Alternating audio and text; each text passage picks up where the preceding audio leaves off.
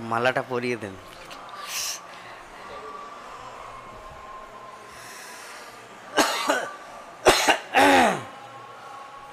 হরে কৃষ্ণ হরে কৃষ্ণ হরে কৃষ্ণ।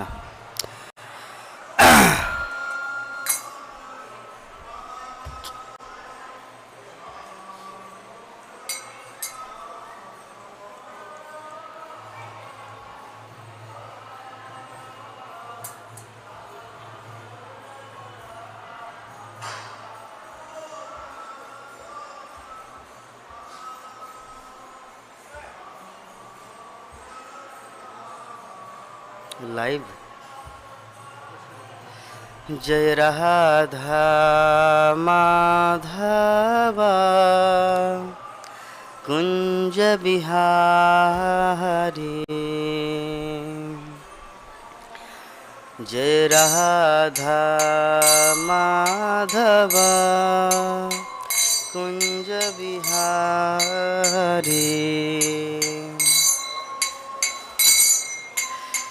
गोपीजन वल्लभा गिरिवरधारी,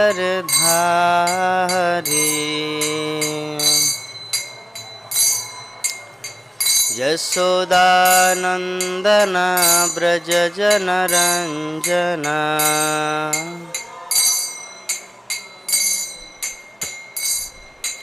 यशोदानंदन ब्रज जनरंजना।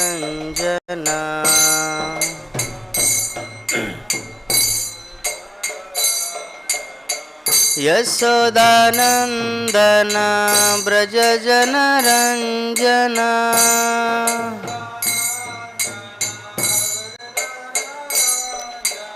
यशोदानंदन ब्रज जनरंजना।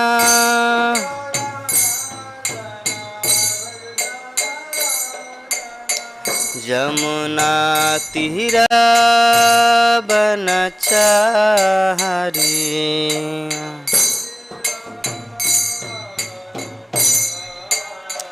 जमुना तीरा बनचारी।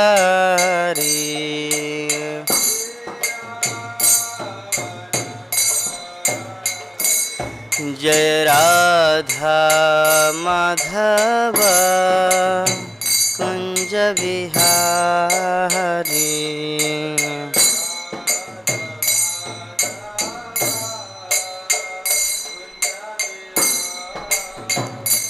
जय राधा माधवा कुंज बिहारी।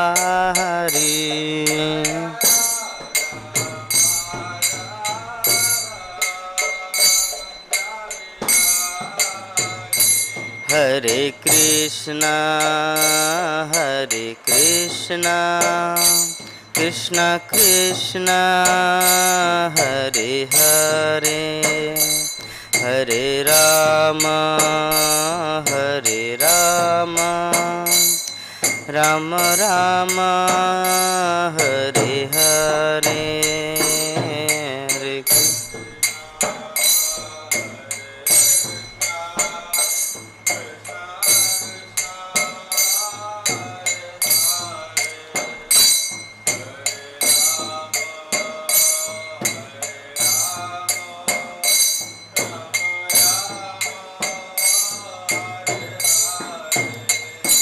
हरे कृष्णा कृष्णा कृष्णा हरे हरे, हरे राम राम राम हरे हरे।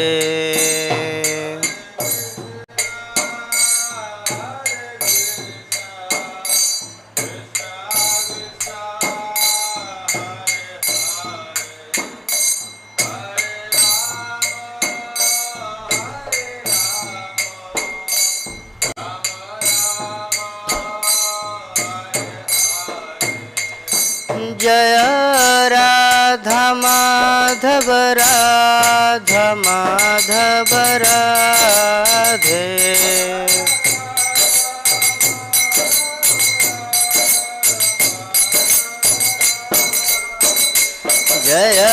पंचतत्व पंचतत्व पंचतत्व जय पंचतत्व।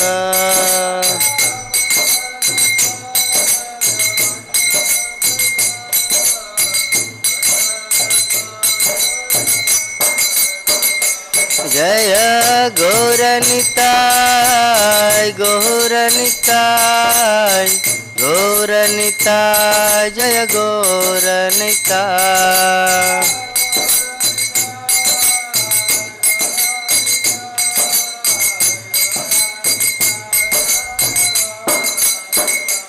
जय नृसिंहदेव नृसिंहदेव नृसिंहदेव जय नृसिंहदेव।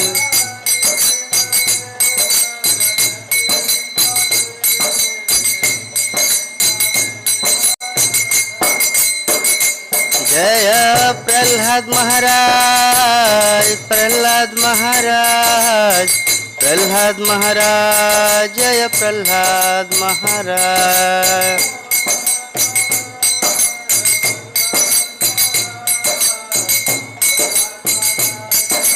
जय जय प्रभुपाद प्रभुपाद प्रभुपाद प्रभुपाद।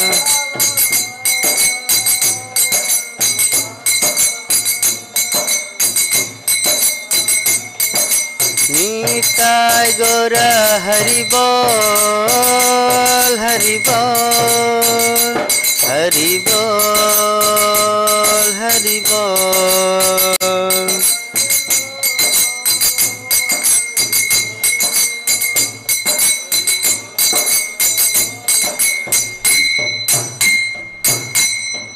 जय हरिनाम संकीर्तन की, जगत गुरु शिल प्रभुपाद की, निताय गौर प्रेमानंदे हरि हरि बोल।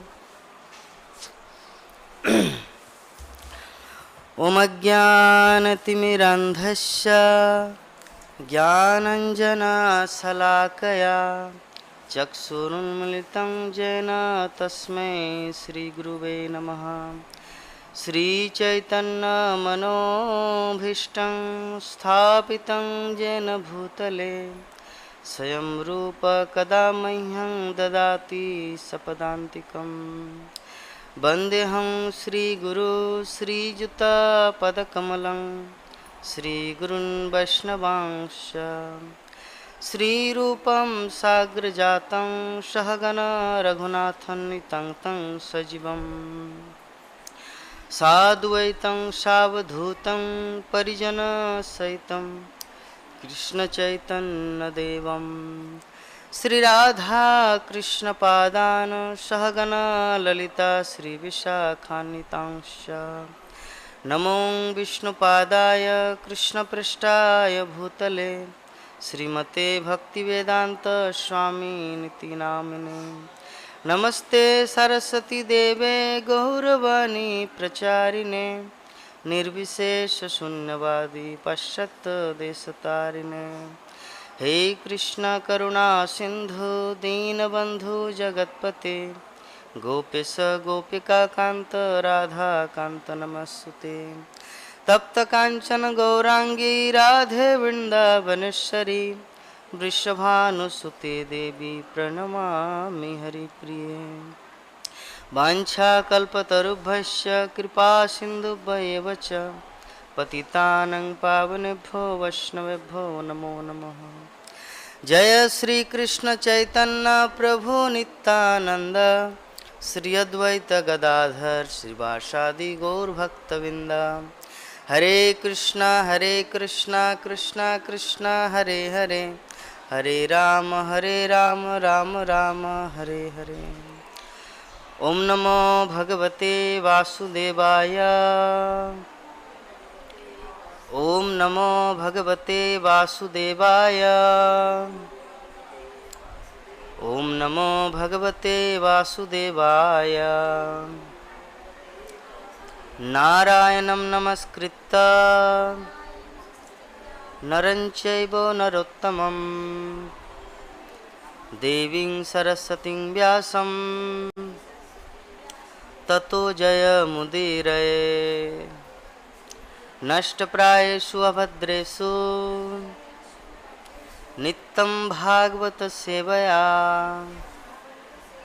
भगवती उत्तम श्लोके भक्तिर्भवति नष्टिके।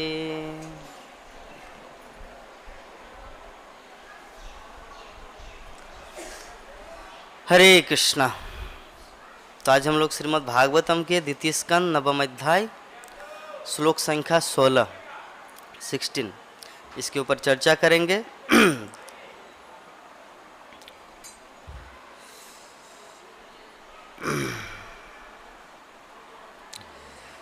द्वितीय स्कंद नवम अध्याय।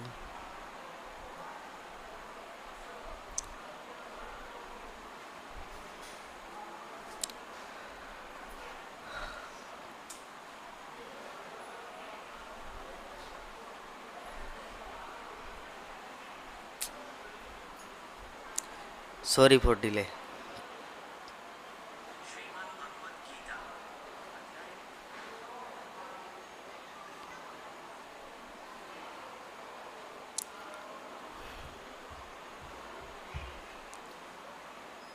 द्वितीय स्कंद नवम अध्याय।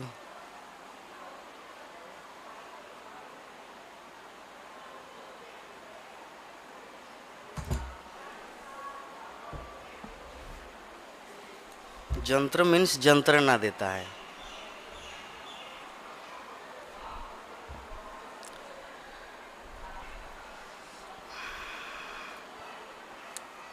भृत्त प्रसाद अभिमुखम दृगासवम प्रसन्नहास अरुणलोचनाननम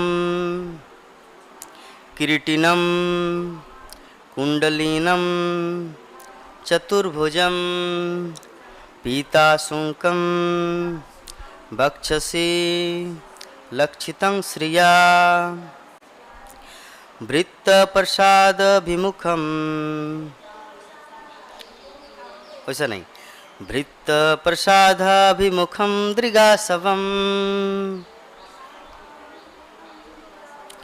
प्रसन्नहासारुणलोचनाननं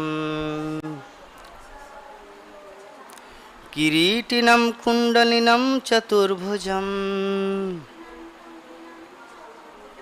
पीतांशुकं वक्षसि लक्षितं श्रिया वृत्तप्रसादाभिमुखं दृगासवं प्रसन्नहासारुणलोचनाननं किरीटिनं कुंडलिनं चतुर्भुजं पीतांशुकं वक्षसि लक्षितं श्रिया। माताजी कोई उच्चारण। वृत्तप्रसादाभिमुखं दृगासवं प्रसन्नहासारुणलोचनानं किरीटिनं कुंडलिनं चतुर्भुजं पीतांशुकं वक्षसि लक्षितं प्रिया।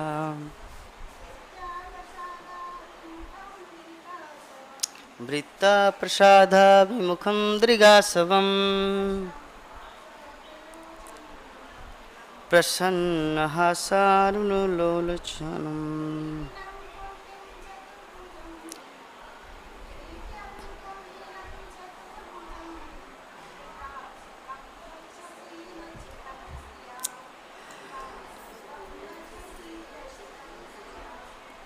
हरे कृष्णा। तो श्लोक का अनुवाद और तात्पर्य।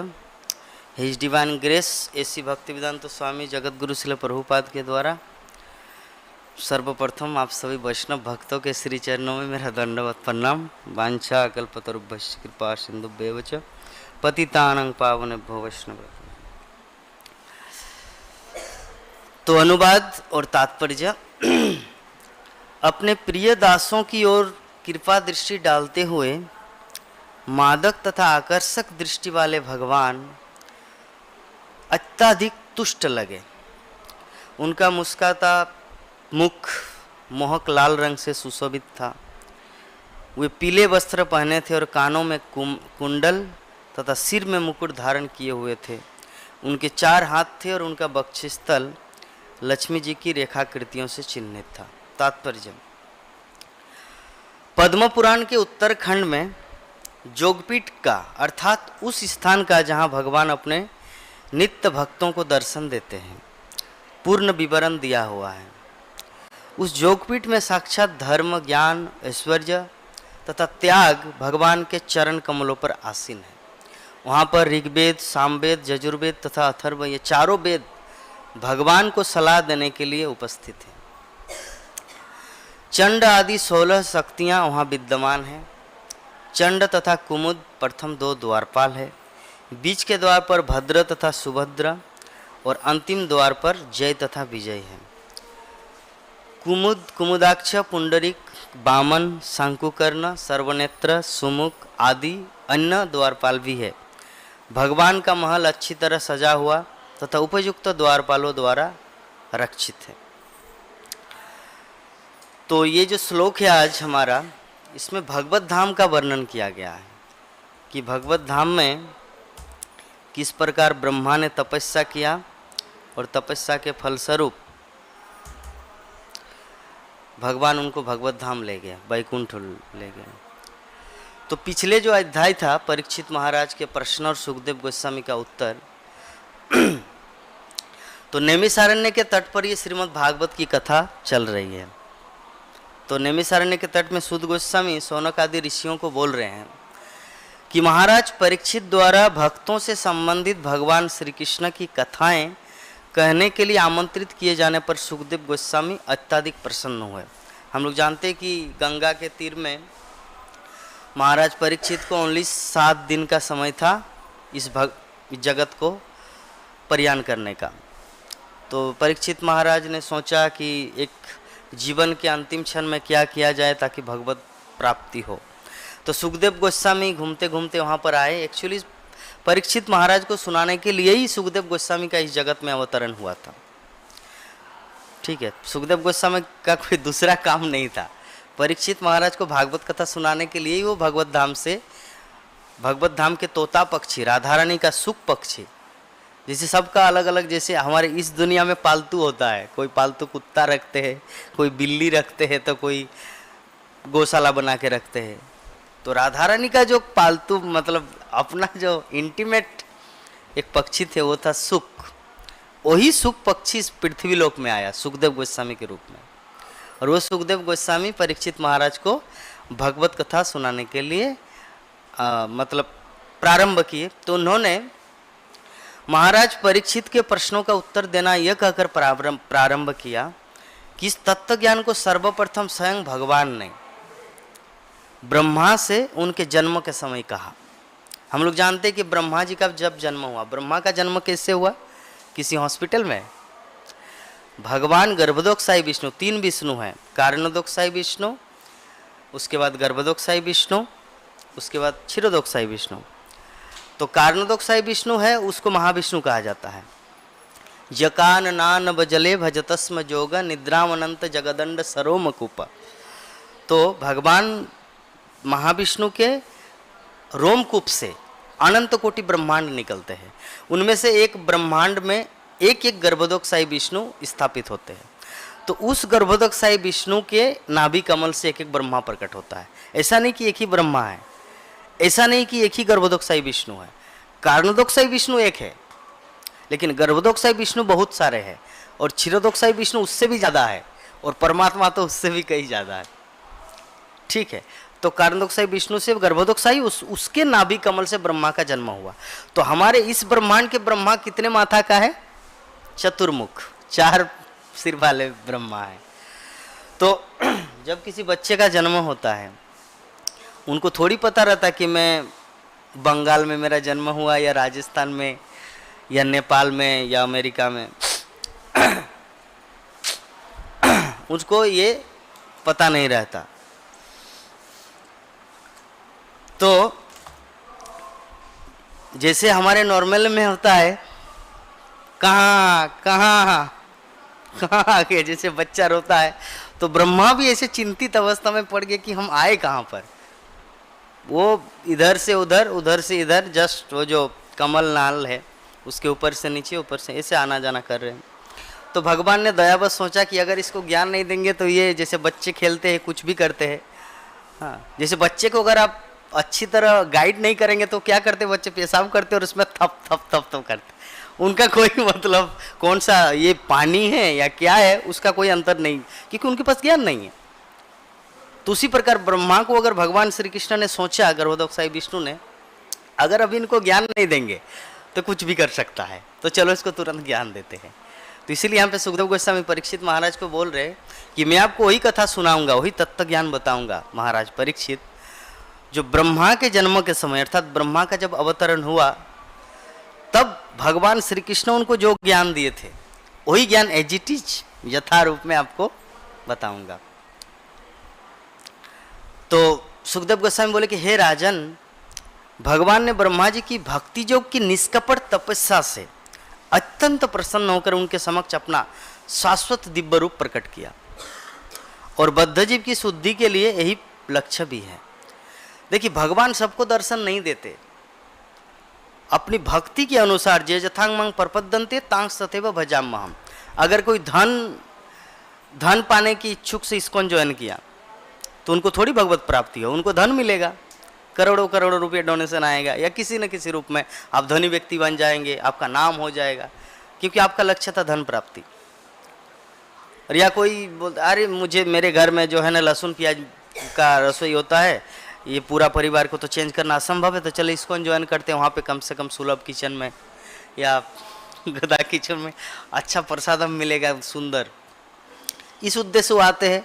तो उनको प्रसादम के रूप में ही भगवान जे यथांग मंग प्रपद्यन्ते, जो जिस भाव से भगवान श्री कृष्ण अर्जुन को भगवत गीता में बोलते हैं कि जो जिस भाव से मेरी शरण में आते मैं उसी अनुरूप उनको पुरस्कृत या दर्शन देता हूँ। तो ब्रह्मा जी का जो भक्ति था वो क्या था, यहाँ पे सुखदेव गोस्वामी वर्णन करते हैं निष्कपट। कपट मतलब क्या होता है, भक्ति अनन्य होना चाहिए, जिसमें एकमात्र भगवान को पाने का, उसका नाम है भक्ति।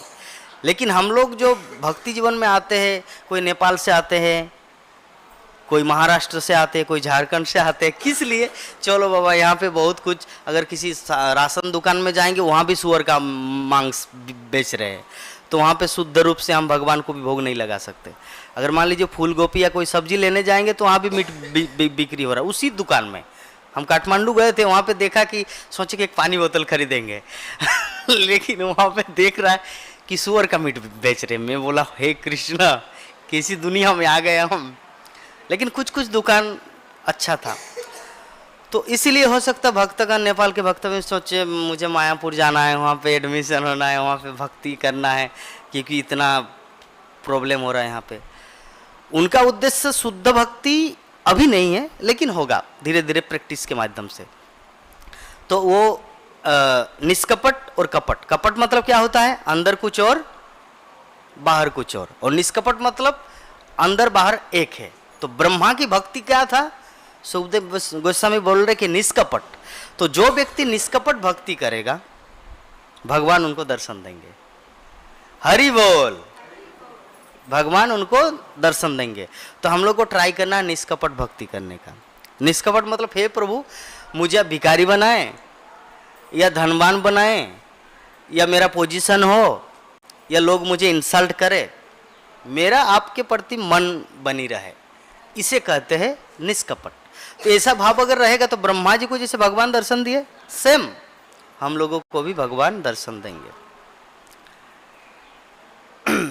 तो बद्ध जीव की शुद्धि के लिए यही परम लक्ष्य भी है, भगवान को दर्शन करना।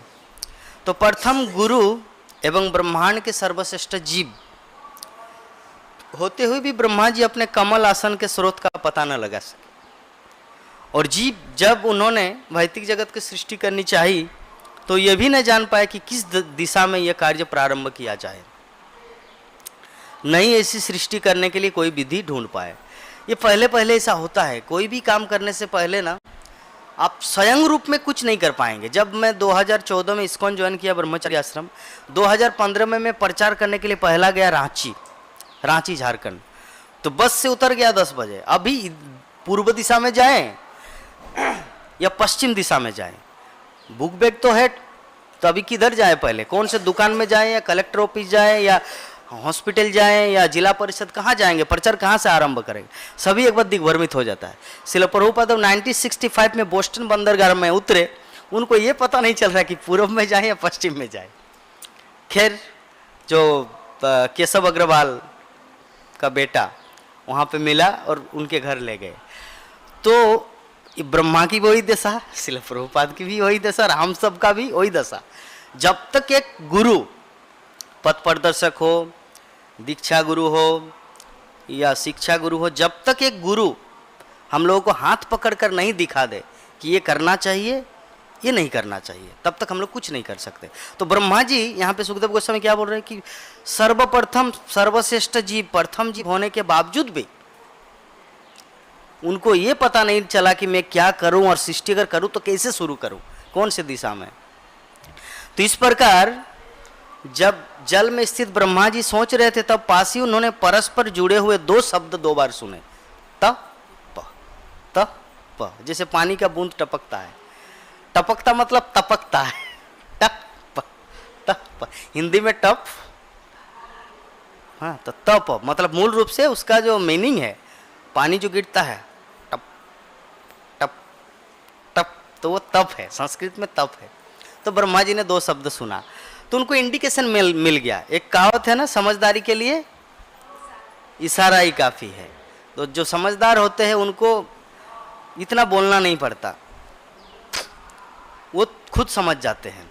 जैसे इसका उदाहरण श्रील भक्ति सिद्धांत सरस्वती ठाकुर, उनके गुरुदेव उनको मना किए थे कि कलकत्ता मत जाना, कली का अड्डा है, वहाँ पे जाओगे तो तुम्हारा भक्ति नष्ट हो जाएगा।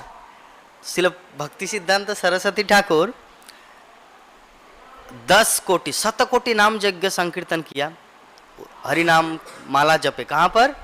मासिरबाड़ी चैतन्य मठ में 10 साल लगा था कंटिन्यू, 24 घंटा जप ही करते थे, 1-2 घंटा जब सोते थे और प्रसादम पाना, सोच क्रिया, बस बाकी टाइम सिर्फ जप करते थे। 7 कोटि नाम यज्ञ किया। और पहला आक्रमण कहाँ हुआ? आक्रमण कलकत्ता में। प्रचार का पहला आक्रमण कली के अड्डा में। उनके गुरुदेव गौरकिशोर दास बाबा जी महाराज बोले थे, कली का अड्डा, वहां पे मत जाओ, प्रचार तो करना दूर की बात है, खुद का भी भक्ति नष्ट हो जाएगा। लेकिन उन्हें गुरु का उल्लंघन किया या उनकी आज्ञा का पालन किया? बताइए। इसे कहते हैं समझदारी के लिए इशारा ही काफी है। 3 प्रकार का शिष्य होता है, अधम शिष्य या प्रथम शिष्य, मध्यम शिष्य और उत्तम शिष्य।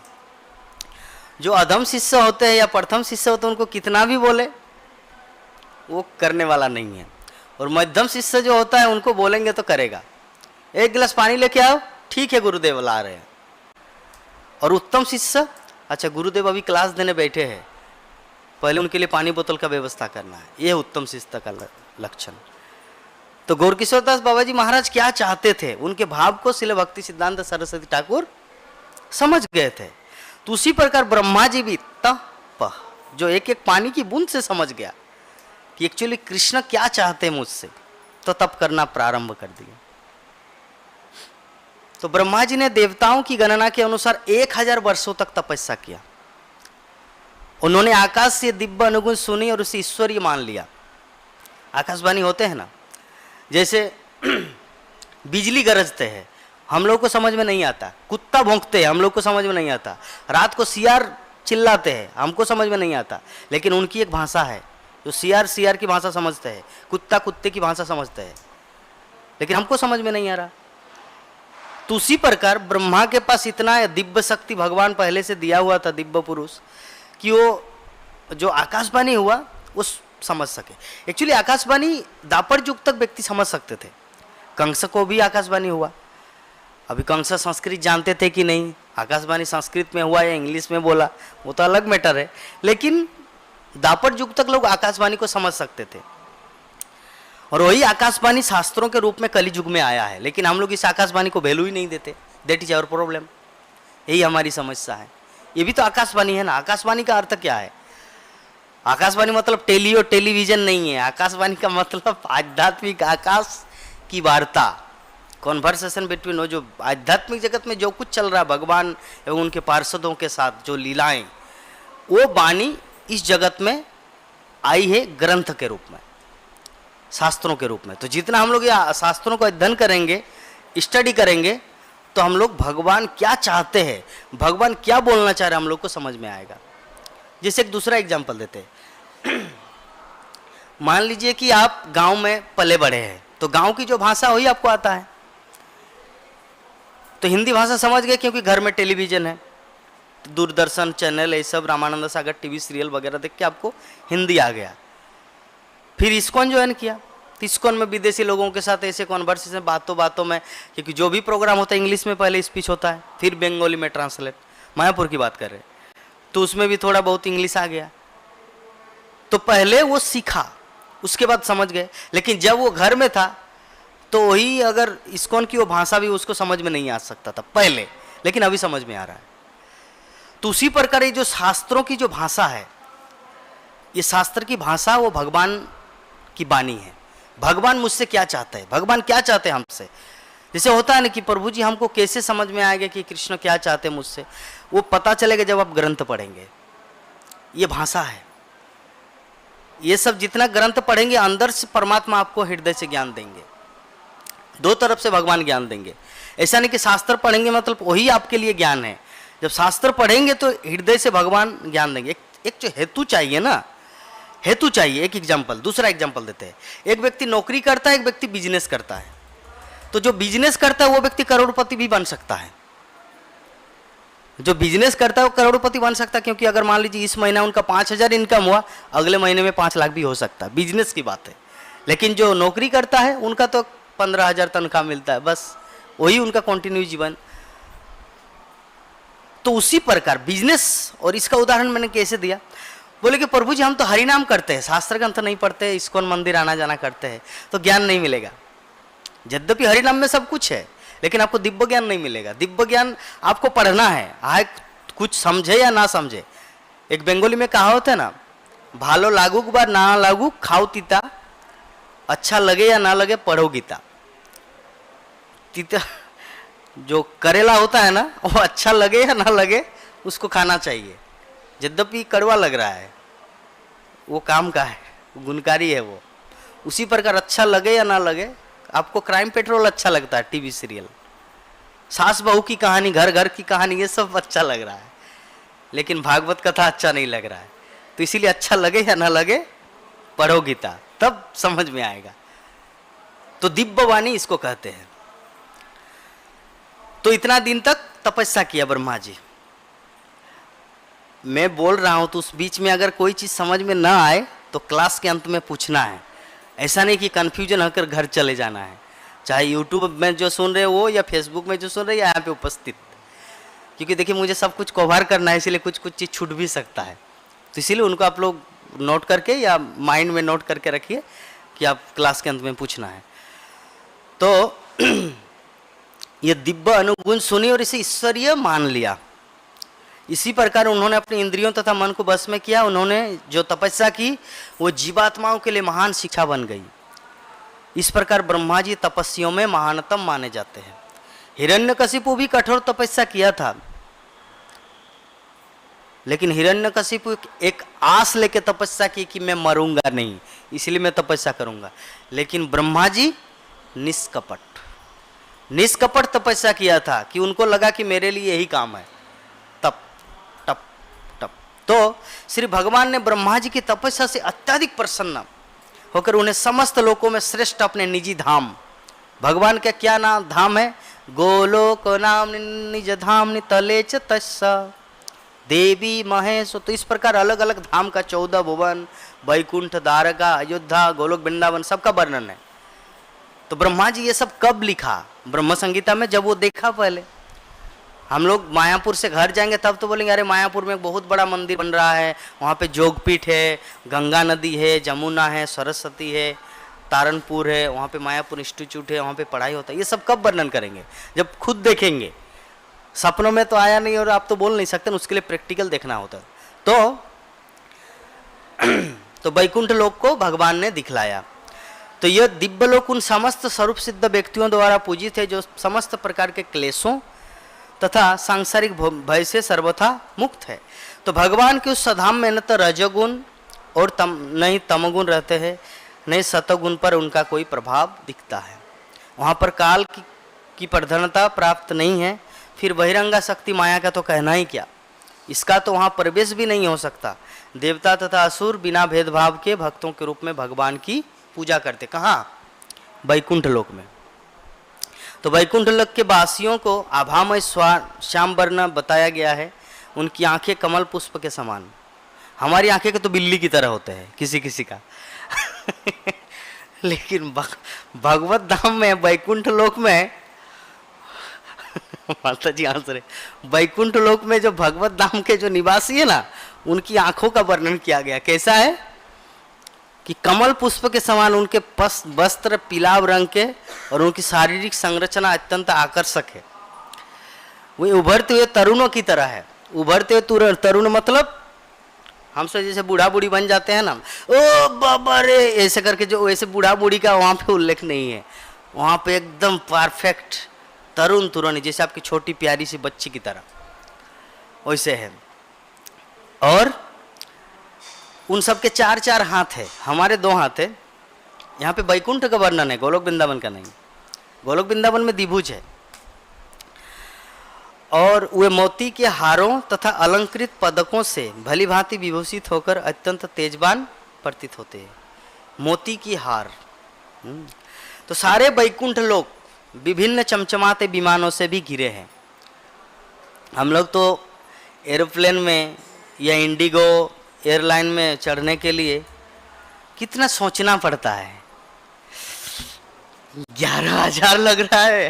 ट्रेन में तो 750 रुपया है स्लीपर में, ठीक है सब। और फ्लाइट में जाएंगे तो 12,000 दिख रहा है, 3 महीना पहले के रहेंगे तो 10,000 में होगा। तो इस प्रकार हम लोग को सोचना पड़ता है। वैकुंठ में क्या है, यहाँ पे सुखदेव गोस्वामी वर्णन करते हैं कि वो विमान महात्माओं या भगवत भक्तों के लिए है। हाँ सारे वैकुंठ लोग विभिन्न चमचमाते विमानों से, चमचमाते मतलब कोई सोने का, कोई हीरे का, कोई मोती का, कोई चांदी का, और वे विमान महात्माओं या भगवत भक्तों के लिए है। हमारे इस जगत का विमान किसके लिए है? जिसके पास पैसा है, गरीब के लिए नहीं है ठीक है। तो वहां पे किसके लिए है? जिसके पास भक्ति है। भगवत धाम में जिसके पास भक्ति है, जो भक्ति है वही तो भक्त होता है ना। तो जो भक्त है वो भगवत धाम में, वो विमान में घूमते रहते हैं। स्त्रियां अपने स्वर्गिक मुखमंडल के कारण बिजली के समान सुंदर लगती है। और स्त्रियों का मुखमंडल कैसा है? बिजली की तरह। कभी कभी होता है ना, मंदिर में बहुत सारे फॉरेनर लड़का लड़की आते हैं तो इतना सुंदर होता, देखने से बिजली गिर जाता है। मैं प्रैक्टिकल बात कर रहा हूँ, चाहे कोई बूढ़ा हो या बूढ़ी हो, कोई युवक हो, मैं प्रैक्टिकल। यहाँ पे जो भागवतम में उल्लेख है स्वर्गिक चमचमात बिजली, इस संबंध में और एक घटना बता रहे हैं, बिजली का उदाहरण। जब व्यासदेव और मैत्रेय ऋषि से, नहीं जेमिनी ऋषि, जो एक बार कॉन्वर्सेशन मतलब तर्क वितर्क हुआ था, ये कथा मैं 2-3 बार ऑलरेडी बोल चुका हूँ और अभी रिपीट नहीं करेंगे। तो व्यासदेव ने एक स्त्री का रूप धारण किया था, अत्यंत सुंदर, क्योंकि जेमिनी ऋषि को ये बिलीव नहीं हो रहा था कि मुनि गणेर मति भ्रम, अर्थात मुनियों को भी कभी स्त्री के प्रति आसक्त होना पड़ेगा, ये उनको ये बिलीव नहीं था। तो व्यासदेव बोले कि मैं जो बोल रहा हूँ लिखो। एक्चुअली व्यासदेव बोलते थे और जेमिनी या वो लिखते थे। तो उस जगह में वो अटक गया, बोले कि ये कैसे हो सकता है, मुनिगण थोड़ी लड़की के चेहरे को देखकर प्रभावित होगा। बोले कि मैं जो बोलता हूँ लिखो। बोले कि नहीं, मैं नहीं लिखूंगा जब तक इसको आजमाएंगे नहीं। तो बोले ठीक है, वेट करो कुछ दिन। तो एक दिन व्यासदेव तो साक्षात भगवान है, तो अपने जोग शक्ति से पूरा बारिश होने लगा और वो दोनों एक दूसरे मतलब वो जा रहे थे कहीं पर, जेमिनी ऋषि, और एक जगह एक घर का निर्माण हुआ ऑटोमेटिक। और वहाँ पे एक स्त्री है, सुंदर स्त्री, बहुत सुंदर। और वो कौन है? साक्षात व्यासदेव। भगवान होने के अंदर सब तो रूप तो मतलब अंतर ध्यान या दूसरा कोई रूप धारण करना उनके हाथ में है। तो सुंदर स्त्री, तो ऐसे बिजली गिरा और उनका मुखमंडल दर्शन हुआ, क्या सुंदर चेहरा, उनको एकदम पूरी तरह प्रभावित हो गए। और फिर बिजली बंद हो गया। अंधकार रात्रि में जब बिजली चमके तो चेहरा दिखे, उसके बाद ढक गया अंधकार। अभी सब समय उनका चिंतन कितना सुंदर था। जमीनी ऋषि ऐसे चिंतन करते करते बोले कि देखो मैं आपको यहाँ पे रहने के लिए दूंगा, लेकिन एक बात है। हाँ, जमीनी ऋषि खुद ही बोले कि देखिए मैं तो ऋषि हूँ, तो मुझे स्त्री से दूर रहना चाहिए, तो मैं अगर खुद आके आपके दरवाजे को खटखटाऊँ तो भी खोलना नहीं। बोले कि ठीक है। मैं भी अगर मैं अपने वॉइस में भी बोलूँ तो भी नहीं खुलना। तो रात में वो सो रहा, रात के 12 बजे बहुत उनको याद आ रहा है, मिस कर रहे हैं वो घड़ी, वो पल, वो जो बिजली गिरे और सुंदर सा चेहरा दिखा। अभी उनका नींद नहीं है, करवट बदल रही, इधर से उधर उधर से उधर। तो बोले कि चलो लास्ट में एक ट्राई करते। जाके खटखटाए, ओ सुंदरी। बोले कि क्या है? बोले कि खोलिए। बोले कि क्यों? क्योंकि मेरा मन नहीं मान रहा। अरे मन नहीं मान रहा तो आप तो खुद ही मुझे एग्रीमेंट साइन करके यहाँ पे भेजा है। हाँ, कि आप बोले कि मैं भी अगर खुद बोलूं कि खोलो दरवाजा तो नहीं खोलना, इसलिए मैं खोल नहीं सकता। तो जमीनी ऋषि क्या किया जानते हैं? छत के ऊपर चढ़ गए। उस समय छत नहीं था, खापरा, खापरा जानते हैं? जो गरीब लोग जो मिट्टी का बना होता है, ऐसे साइज का जो चाल होता है, चाल ही बोलते हैं प्रभु जी, क्या बोलते हैं हिंदी में? हाँ, तो वो ऐसे तोड़ा और उसके अंदर से कूदा ऊपर जाके, वो मतलब दरवाजा तो खोला नहीं। और बोले कि क्यों आए आप? बोले कि मेरा मन नहीं मान रहा। तो एक काम करना है, पहले तुमको गधा बनना है। गधा मतलब जैसे होता है ना कि जो नाना होता है, नाना, तो नाती बोलते हैं कि नाना आप भैंस बन जाइए, मैं उसके ऊपर चढ़ूंगा। तो नाना ऐसे ऐसे करते हैं और बच्चे उसके ऊपर, हो मेरा नाना गधा बन गया। तो स्त्री मतलब व्यासदेव, जमीनी ऋषि को पता नहीं कि व्यासदेव है। तो बोले कि प्रभु जी आप एक काम कीजिए, आप गधा बनिए, मैं ऊपर चढ़ूंगा और 7 बार परिक्रमा करना है, उसके बाद आप मेरा स्पर्श कर सकते। बोले कि डन, एग्रीमेंट, साइन कर दिया। गधा की तरह पूरा घूमा और जैसे 7 परिक्रमा खत्म हुआ, उठ के देखा, कमर सीधा करके देखा, व्यासदेव है, कोई लड़की मड़की कुछ नहीं। तो बोले कि पता चला ना, उस समय मैं बोला था भागवतम में लिखने के लिए, मुनि गणर मति भ्रम, कि मुनियों का भी मोहग्रस्त होता लड़की को देख के, तुमको तो समझ में नहीं आता। अभी क्या हुआ? ऐसे करके सर मार रहे हो जमीनी ऋषि, ऐसा घटना है। तो जो भी है, तो हम लोग समझ गए कि वैकुंठ लोक में क्या है, बिजली गिरते हुए इतने सुंदर मुखमंडल की स्त्रियां वहां पे होती है। लेकिन वहां पे क्या है, आइए, वहां पे क्या है, वहां पे एक दूसरे के प्रति आकर्षण नहीं होता। लोग भगवत भक्ति में, वहां के भगवत धाम के वासी इतने भक्ति में उन्नत होते हैं, वहां पे सामने उनकी पत्नी है, कोई आकर्षण नहीं, क्योंकि दोनों का लक्ष्य कृष्ण भक्ति। इस जगत में क्या है, इंद्रिय तृप्ति, इंद्रियों को संतुष्ट करना ही हमारे जीवन का आधार है।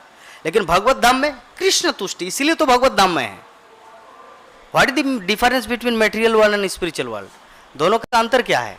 भौतिक जगत मीन्स मैं भोक्ता हूं, और आध्यात्मिक जगत मीन्स मैं दास हूं, कृष्ण भोक्ता है।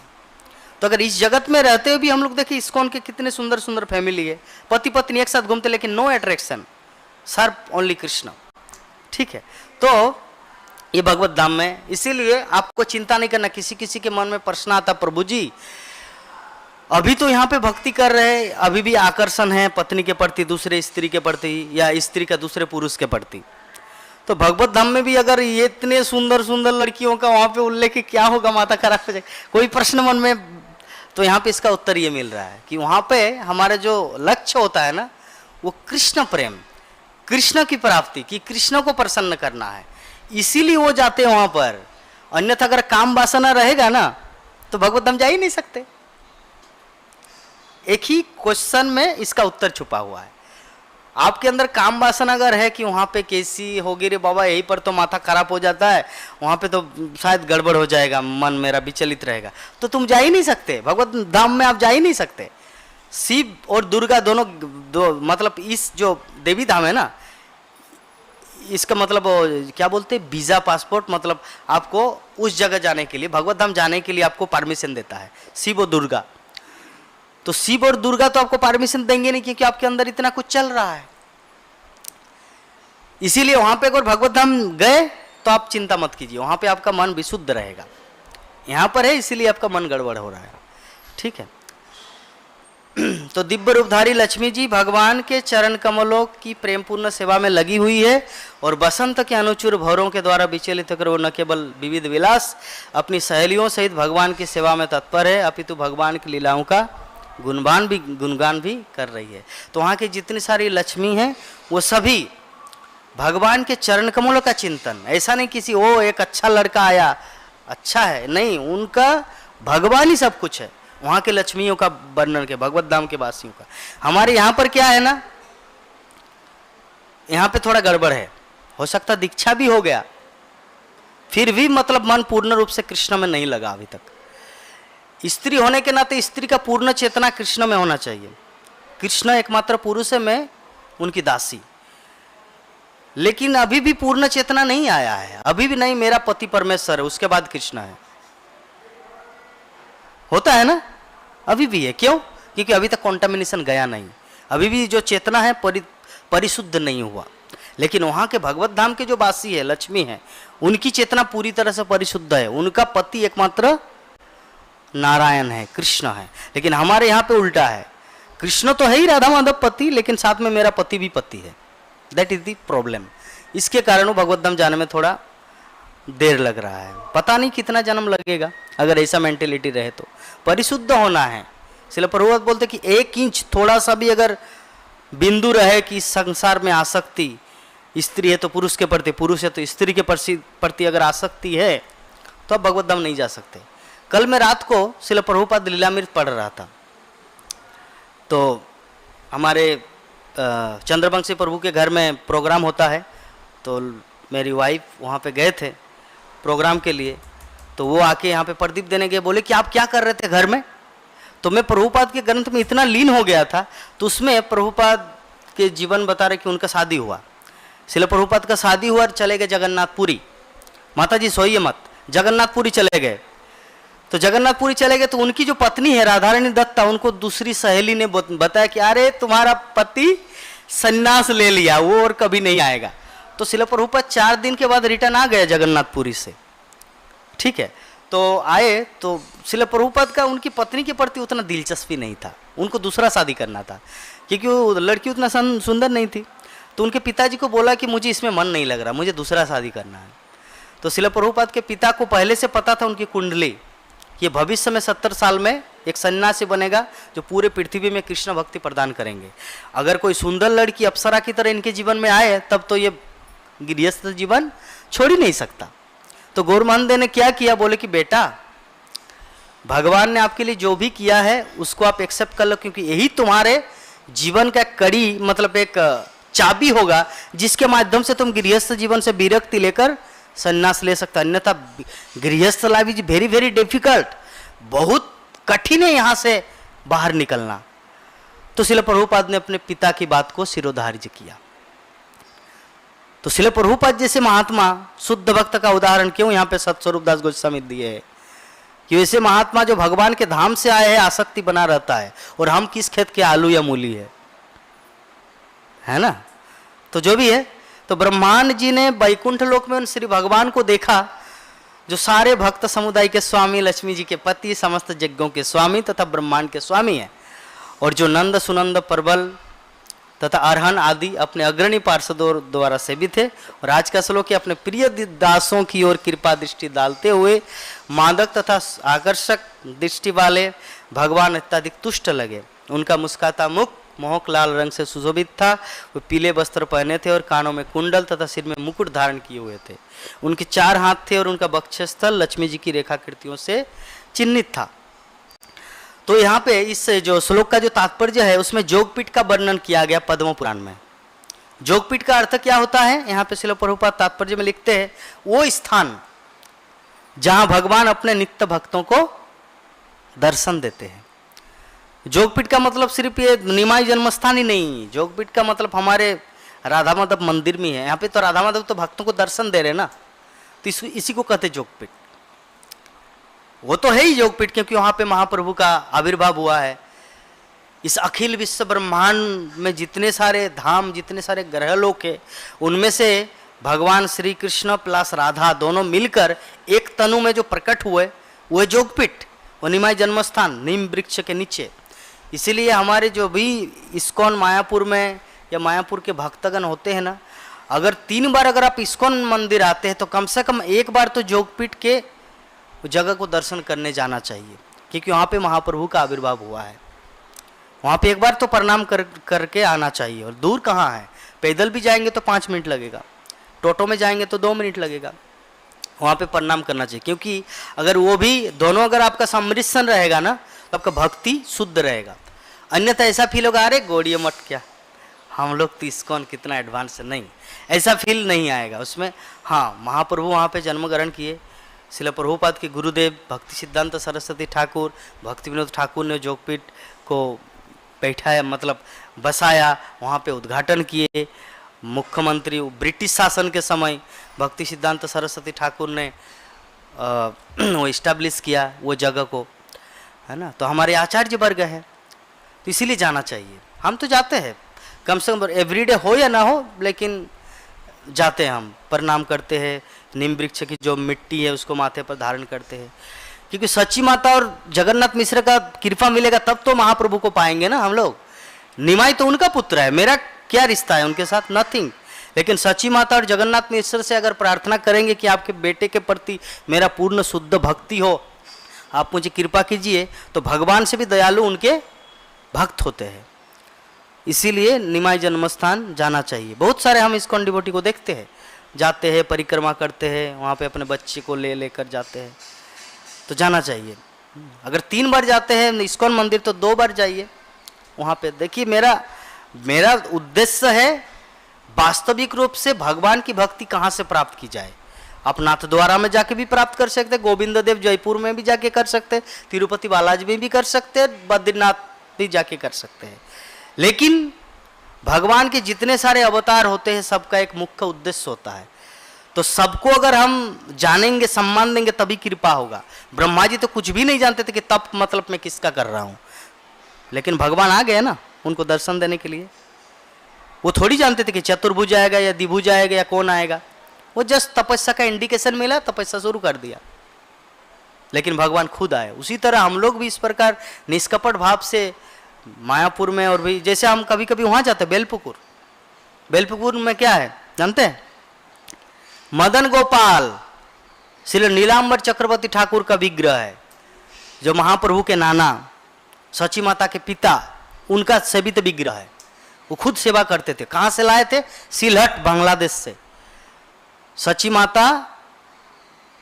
माता, उनकी माँ नीलांबर चक्रवर्ती, उनकी पत्नी और सची माता, अभी तो कन्या है, अभी तो शादी नहीं हुआ जगन्नाथ मिश्र से, वो लेकर सिलहट से लेकर यहाँ पर आए बेलपुकुर में बांग्लादेश से, और वहाँ पे इस्टेब्लिश किया, और वो मदन गोपाल की सेवा करते थे।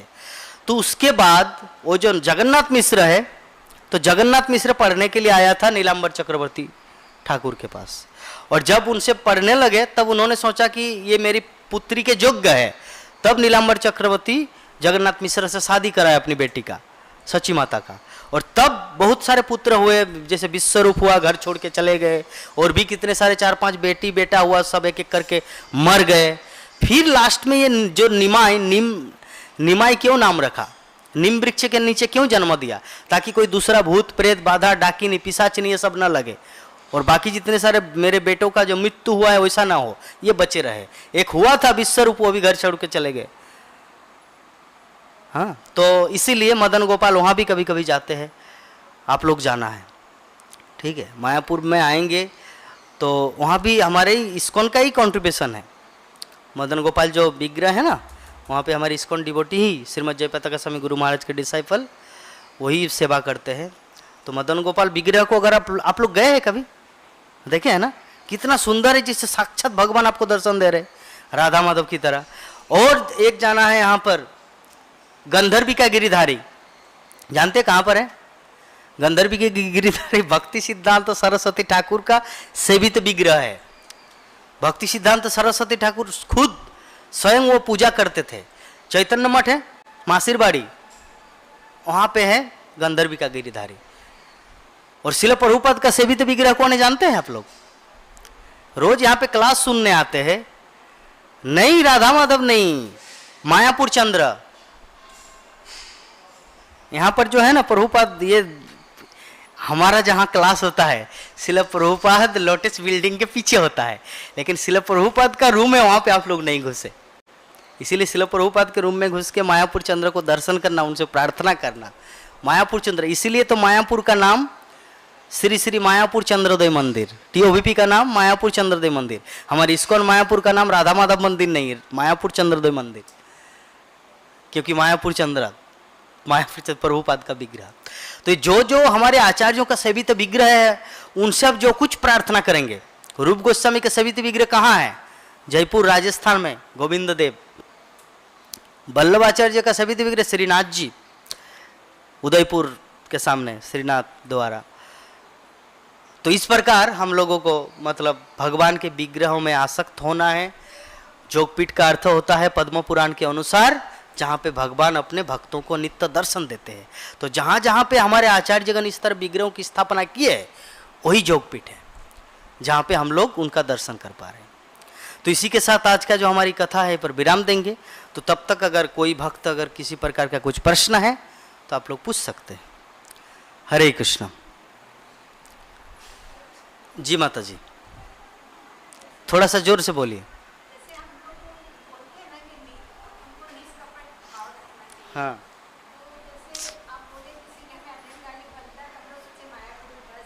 हाँ,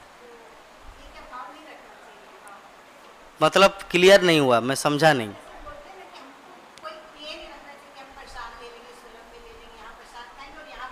हम्म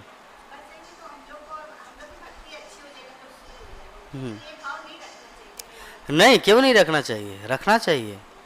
देखिए, एक होता है अनुकूल, एक होता है प्रतिकूल। अनुकूल का अर्थ होता है अभी प्रतिकूल है, लेकिन अगर थोड़ा ट्राई करेंगे तो अनुकूल बनेगा। अनुकूल मतलब आपकी बात मानेंगे। जैसे मान लीजिए आप भक्त हैं और आपके परिवार में 2 बच्चे हैं, एक बेटी है, पति है और आपके सास ससुर है। वो सभी लहसुन प्याज खाते हैं, लेकिन आप इस्कॉन में आके पूरी तरह भक्त बन गए और आपकी इच्छा है कि पूरे परिवार को शुद्ध शाकाहारी भोजन खिलाना है। तब बहुत दिन बोल रहे सबको, अपनी सासू माँ को भी बोले, ससुर जी को भी बोले, आपके पति को भी बोले। आपके पति जी मान लिए, आपके पतिदेव मान लिया, ठीक है, हाँ तो चलो शुरू करते हैं। और आपके पति कमाने वाला है तो वो जो भी बोलेंगे पूरा परिवार वो सुनेगा। अगर मान लीजिए आपके पति आपके एंटी है तो ऐसी परिवेश में आप क्या करें? इसका मतलब ये नहीं कि आपको पति के छोड़ के मायापुर में बसना है। I just give example. तो वो जो परिवेश, वो जो प्रतिकूल है, उसका अपन अनुकूल नहीं बना सकते। इसलिए पहले आपको इतना प्रेम करना है अपने पति को ताकि वो आपकी जो भी बात हो मान जाए, वहीं पर आपको अनुकूल बनाना है। ऐसा नहीं कि उसको छोड़ के मीराबाई की तरह यहाँ पे आके बस गए, ऐसा नहीं चलेगा। ठीक है, नेक्स्ट क्वेश्चन। जी प्रभु जी।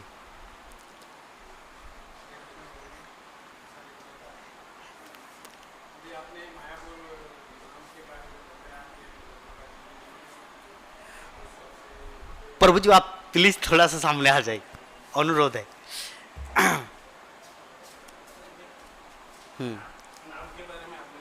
हाँ हाँ, मायापुर चंद्र। ये अच्छा अच्छा, मायापुर चंद्र जो है ना, भगवान श्री चैतन्य महाप्रभु का विग्रह है। चैतन्य महाप्रभु का विग्रह है। विग्रह मतलब जैसे राधा माधव विग्रह है, नृसिंहदेव विग्रह है, उसी तरह आप अंदर जाएंगे देखेंगे मायापुर चंद्र का विग्रह है। तो शिल प्रभुपाद मायापुर चंद्र को सेवा करते थे। जैसे सबका एक सेवित, जैसे आपके घर में सेवित विग्रह क्या है? जगन्नाथ है। माता जी आपके घर में सेवित विग्रह क्या है? लड्डू गोपाल है। मेरे घर में लड्डू गोपाल है। माता जी आपके घर में गौरनिताई। ठीक है, तो उसी प्रकार शिल प्रभुपाद का जो पर्सनल जो डिटी था, अपना व्यक्तिगत डिटी, ऐसे में तो यूनिवर्सली वो जहाँ जहाँ लंदन में राधा लंडनेश्वर, जुहू में राधा रास बिहारी, वृंदावन में कृष्ण बलराम, है ना, मायापुर में राधा माधव, कलकत्ता में राधा गोविंद। तो इस प्रकार प्रभुपाद यूनिवर्सली हर जगह अलग अलग विग्रह स्टैब्लिश किए। लेकिन शिला प्रभुपाद का जो पर्सनल व्यक्तिगत जो विग्रह था वो है मायापुर चंद्र, जो यहाँ पर सामने ही आपके है। यस, प्रभुपाद रूम में जाके देखे, वो है मायापुर चंद्र। उसी कारण ये मायापुर चंद्रोदय नाम रखा गया, मायापुर चंद्रोदय मंदिर। ठीक है, अभी आप प्रश्न कर सकते हैं प्रभु जी तब हमारे मंदिर को राधा माधव मंदिर क्यों कहा जाता है? राधा माधव मंदिर इसलिए कहा जाता है, बहुत सारे भक्त वो जब प्रभुपाद के समाधि में आके घूम के चले जाते हैं, इस्कॉन मायापुर दर्शन हो गया, इसीलिए राधा माधव नाम दिया गया कि राधा माधव मंदिर है वहाँ पे चाहिए। यस, यही कारण है, क्योंकि और भी बहुत सारे मंदिर है ना, राधा माधव मंदिर नहीं देंगे नाम तो स्पेसिफिक उनको पता नहीं चलेगा। क्लियर हुआ? और विस्तृत कभी और सुनाएंगे, बोलिए। और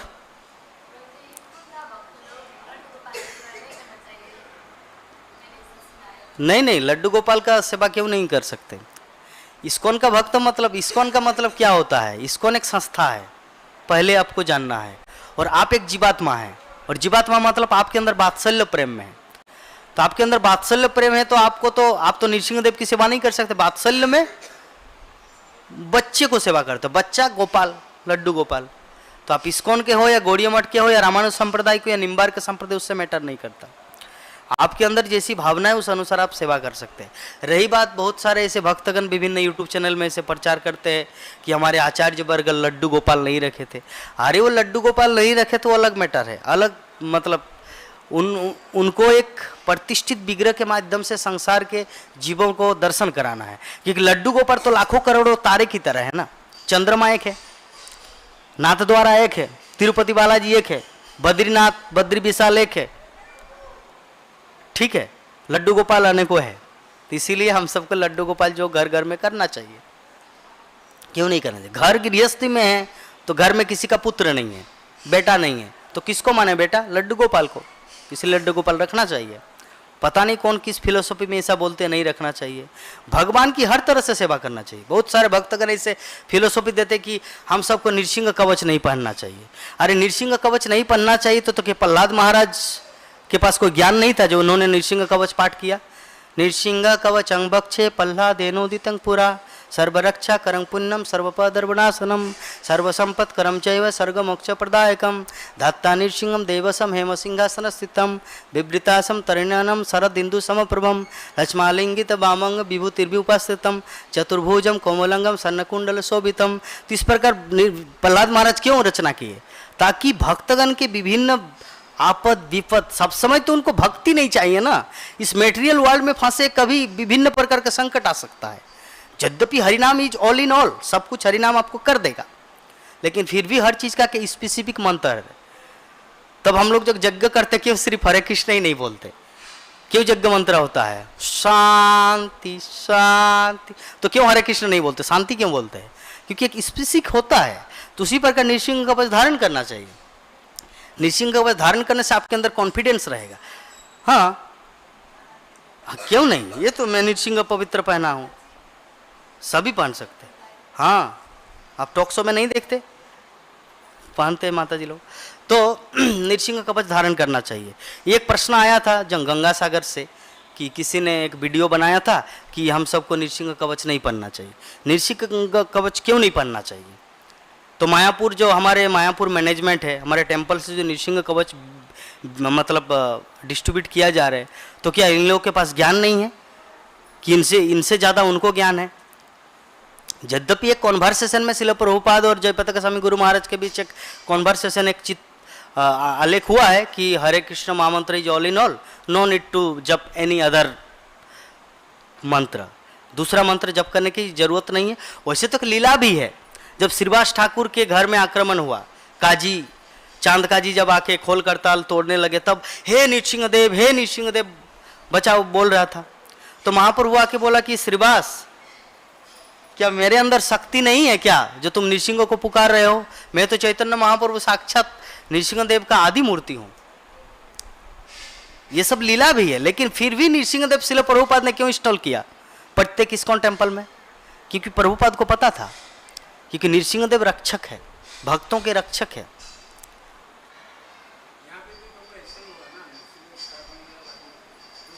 हाँ, ये इसका तो घटना है। जब बहुत 2-3 बार अटैक हुआ था, जब से नृसिंहदेव आए हैं तब से मायापुर में कोई अटैक नहीं हुआ। नृसिंहदेव खुद, तब जगन्नाथ मंदिर में हनुमान को 4 हनुमान है, कान पाता हनुमान, ये पाता हनुमान, कान पाता, ये हनुमान क्यों है? रक्षक है। हर टेम्पल के सामने शिव जी क्यों रहते हैं? हमारे राधा माधव मंदिर के ऊपर भी शिव जी है, आप लोग को पता है? मन पुजारी गृह में शिव जी है। शिव जी मतलब क्षेत्रपाल शिव, जो डीटी को रक्षा करे। शिव जी एक भक्त है, और कैसा भक्त? शक्तिशाली भक्त। और भक्त का काम है भगवान की रक्षा करना। राजापुर जाएंगे वहाँ भी क्षेत्रपाल शिव है, जोगपीठ जाएंगे वहाँ भी क्षेत्रपाल शिव है। हमारे इस्कॉन मायापुर यहाँ भी राधा माधव के मंदिर के पीछे शिव है। शिव जी वैष्णवानाम जथा शंभो, उनका काम ही है भगवान की रक्षा करना। ठीक है, तो नृसिंह कवच पहनना है। यद्यपि मैं नहीं पहनता, लेकिन पहनना चाहिए। नृसिंहदेव का वो मुझे याद नहीं है, वो याद नहीं है, बता देंगे बाद में। वो मैटर नहीं है कहाँ से कब हुआ क्या नहीं, हो सकता है। आपका कुछ प्रश्न है माता जी? प्रभु जी इतना सुंदर क्लास दे रहे थे फिर भी मेरा नींद आ रहा है, क्वेश्चन हो सकता है? माता जी आपका कुछ क्वेश्चन? ठीक है, यहीं पर विराम देते आज की कथा को। ग्रंथराज श्रीमद् भागवत महापुराण की, जगत गुरु शिल प्रभुपाद की, अनंत कोटि वैष्णव भक्तबिंद की, समवेत गौर भक्तबिंद की, निताय गौर प्रेमानंदे। हरि हरि बोल, हरि हरि बोल, हरि हरि बोल।